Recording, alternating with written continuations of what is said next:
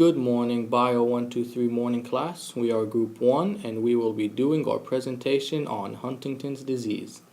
Our disease, Huntington's, is a hereditary disease that is passed on from one generation to the next. Only in the rarest of cases can someone with no family history develop the disease. It is a brain disorder and it is the degeneration of brain cells. Being a brain disorder, it causes uncontrollable movements and the inability to think. The disease does not have a region of specialty, but rather it is found in every single country in the world, and it is not something that affects one race or gender greater than any other. Huntington's has many symptoms. Being a brain disorder, many of the more common symptoms include sudden inability to do regular activities such as participating in sports, operating a motor vehicle, while jerking, or trouble with school and concentration. Some of the more extreme symptoms occur at a later age, such as the inability to speak and concentrate, paranoia, hallucinations, and even psychosis. Huntington's disease rarely occurs in young kids, and oftentimes the symptoms appear when an individual is in their late 30s or mid 40s. The chances of someone getting Huntington's disease is 50% if one of their parents have it, and almost 100% if both parents have the disorder. As an altered HTT gene is passed from one generation to the next, the size of the CAG trinucleotide repeat becomes larger. A larger number of repeats is usually associated with early signs and symptoms, called anticipation. Individuals who have 27 to 35 CAG repeats in the HTT gene do not develop Huntington disease, but they are at risk for having children who will develop the disease. People with the onset form of Huntington disease typically have 40 to 50 CAG repeats in the gene, while people with the juvenile form of the disease tend to have at least 60 CAG repeats. The gene that contains HD lies on chromosome 4, one of the autosomal pairs of chromosomes, placing men and women at equal risk of acquiring the disease.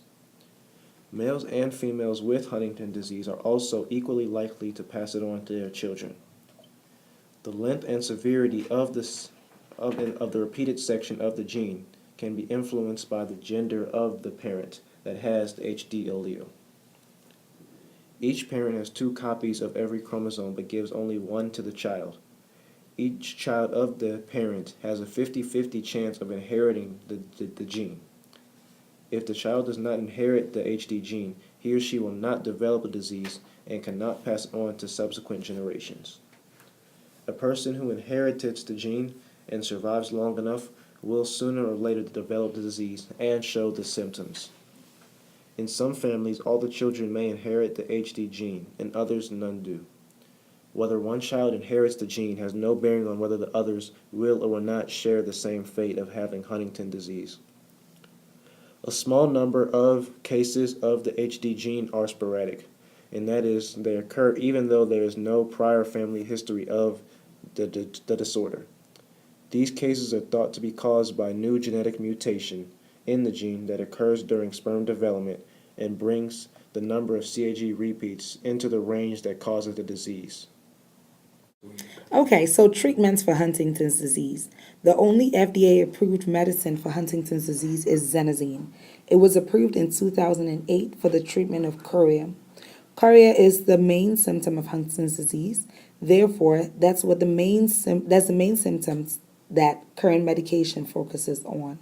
Xenazine does not cure Huntington's disease.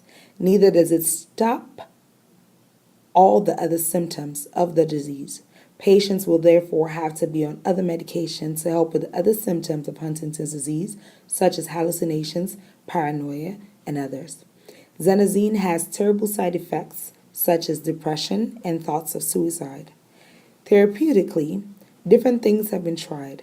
Algorithms, a set of step-by-step instructions that will bring users to an undeniable solution, were introduced to treat the 3 main symptoms of Huntington's disease. These are chorea, irritability, obsessive-compulsive behavior. It has not been proven to consistently reduce the symptoms of Huntington's disease, but it has worked hand in hand with medication to reduce the side effects of the different medications.